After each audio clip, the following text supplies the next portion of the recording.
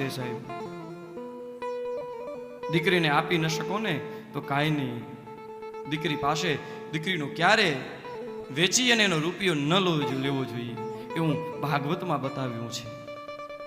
એક હમણાં થોડાક સમય પહેલા જે તે સમય ભુજની અંદર ધરતીકંપ થયો, એ સમયે એક આપણા કચ્છની દીકરી ઘણા વર્ષો થઈ ગયા, લગ્નથી અમેરિકા સેટ થઈ ગઈ. અમેરિકા સેટ થઈ ગઈ, આ બાજુ ભૂકંપ થયો એટલે બધું પડી ગયું. એટલે દીકરીને થયું કે લાવ, બાપને દીકરી ભૂલી ગયેલી. દીકરીને બાપનો કોન્ટેક નહીં, બાપને દેશ દે તે સમય તો કંઈ હતું નહીં, થોડાક સમય. એટલે દીકરી છે એ લગ્ન કરી અને બાપને ભૂલી ગયેલી. અને આવું બનાવ બન્યો એટલે દીકરી ખૂબ સંપત્તિવાન અમેરિકાની અંદર રહે. એટલે એના પતિ અને બંને કહેવાય છે કે કચ્છમાં આવ્યા. કચ્છમાં આવી ગામને દત્તક લેવા માટે આવ્યા, સહાય કરવા માટે આવ્યા છે. સહાય કરવા માટે આવ્યા છે. સહાય કરવા માટે આવ્યા. કહેવાય છે કે ગામડે ગામડે એ લોકો સહાય કરવા લાગ્યા. અને દીકરી એક બને છે એવું કે ગાડી ઉપરથી નીકળે છે તો એનું જે ગામ છે એ ગામ આવ્યું છે. ગામ આવ્યું ને એટલે દીકરીને થયું કે મારા બાપનું ઘર આવ્યું, મારા બાપનું. હું અહીંયા નાની મોટી અહીંયા રમી અને કૂદી અને મોટી થઈ છું. ઘણો સમય પસાર થઈ ગયો, હું મારા પિતાને મળી નથી. મારા પિતાને મળવું છે. અને એ સમયે એના પતિની આજ્ઞા લે છે કે પ્રિય, અમારે છે ને મારા પિતાનું ઘર વચ્ચે આવે છે તો મારે મળવું છે. એના પતિને દીકરી બાપને મળવા સાટું છે ને પિતાને એના પતિને પૂછે છે. એનો પતિ ના પાડે છે કે નહીં, આપણે અત્યારે દાન કરી જે આપણું જે છે કર્મ કરી અને આપણે સાંજે ફ્લાઇટની ટિકિટ છે, અત્યારે હું તને મળવા નહીં દઉં. એનો પતિ ના પાડે છે સાહેબો. અને કહેવાય છે ને કે જે ગાડી ચલાવતો હતો ને ડ્રાઈવર આપણો ગુજરાતી હતો. આ સત્ય ઘટનાનો પ્રસંગ છે સાહેબ, કોઈ બનાવેલી કાલ્પનિક વાત નથી સાહેબ. અને કહે છે એ ડ્રાઈવર કહે છે કે બેન, તમે ગુજરાતી છો ને તો હું ગુજરાતી છું, ગુજરાતી નાતે હું તમારો ભાઈ થાઉં છું. એના પતિને ડ્રાઈવર કહે છે કે ભાઈ એક કામ કરો, મારી જવાબદારી, હું તમને સાંજે ટાઈમ ટુ ટાઈમ એરપોર્ટ પહોંચાડી દઈશ. આ મારી બેન છે ને, મારી બેન એના પિતાને મળવા દો, કારણ કે મને બાપ નથી ને, મને બાપની વેદના છે. તમે છે ને અને એના પિતાને મળવા દો. કહેવાય છે કે રાજીપો કરી એના બાપને મળવા ગામમાં જાય છે. ગામમાં જાય છે, ગામમાં જઈ ઘર ગોતે છે. ગોત્યું કે ઘર ખબર નથી ક્યાં છે, ઘણો સમય પસાર થઈ ગયો છે. ઘરે જ ગોત્યું, પૂછી અને ઘર મળ્યું. ઘર મળ્યું એટલે બાજુવાળાને કીધું કે મારા પિતાજી ક્યાં ગયા છે, કેમ ઘરને તાળું છે, ઘરને કેમ તાળું છે? ત્યારે કહે છે કે તમારા પિતાજી છે ને કામ કરવા માટે જાય છે.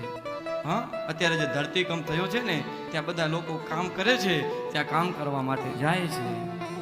કહેવાય છે કે દીકરી છે ને સાહેબ, દીકરી એ સાંભળી, ગાડીમાં બેસી જ્યાં એનો પિતાજી કામ કરતો હતો ને એની પાસે ગઈ. એની પાસે ગઈ, ઓળખતી નથી, ઘણો સમય પસાર થઈ ગયો છે સાહેબ. અને સમયે દીકરી ખાલી એક જ બૂમ પાડે છે કે હે પિતાજી, હે પિતાજી, હે પિતાજી. અને સાહેબ એ શબ્દ છે ને એ પિતાએ સાંભળ્યા અને પિતાને થયું કે મારી દીકરી આવી છે સાહેબ, મારો હાલનો દરિયો આવ્યો, મારી દીકરી આવી છે સાહેબ. દોડતો દોડતો બધા માણસો માંથી દોડતો આવી અને જોયું તો દીકરી, અને સાહેબ દીકરીને ભેટી ગયું છે.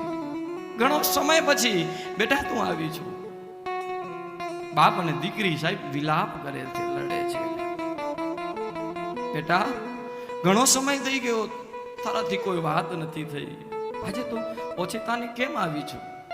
ત્યારે પિતાજી, હું અને તમારા જમાઈ છે ને એ ગામને દત્તક લેવા માટે આવ્યા છીએ. આ ધરતીકંપ થયો ને તો અમે સહાય કરવા માટે આવ્યા છીએ. પિતાજી ઘણો સમય થઈ ગયો, હું તમને મળી નથી. આજે તમને જોઈ એટલો અંદરથી આનંદ આવી રહ્યો છે પિતાજી. આ હરખના આંસુ મારાથી રોકાતા નથી. બાપ અને દીકરી સાહેબ વિલાપ કરે છે.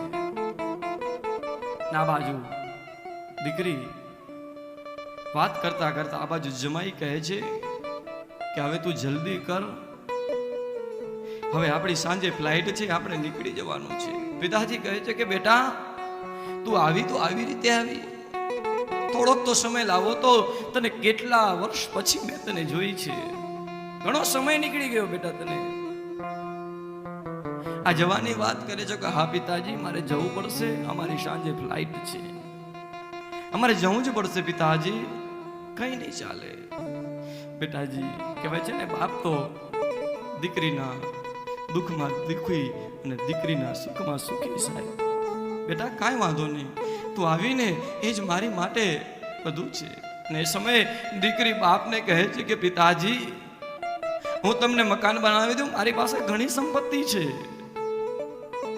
મારી પાસે ઘણા રૂપિયા છે પિતાજી, હું તમને એક મકાન બનાવી આપું. અરે બાપ કહે છે કે બેટા મને રૂપિયાની જરૂર નથી, મારી માટે તો તું આવીને એ જ મારી માટે લાખો રૂપિયા છે, એ જ મારી માટે કરોડો રૂપિયા છે, તને જોઈને એ જ મારી માટે લાખો રૂપિયા છે. સાહેબ મારે તારું કંઈ નથી જોતું બેટા.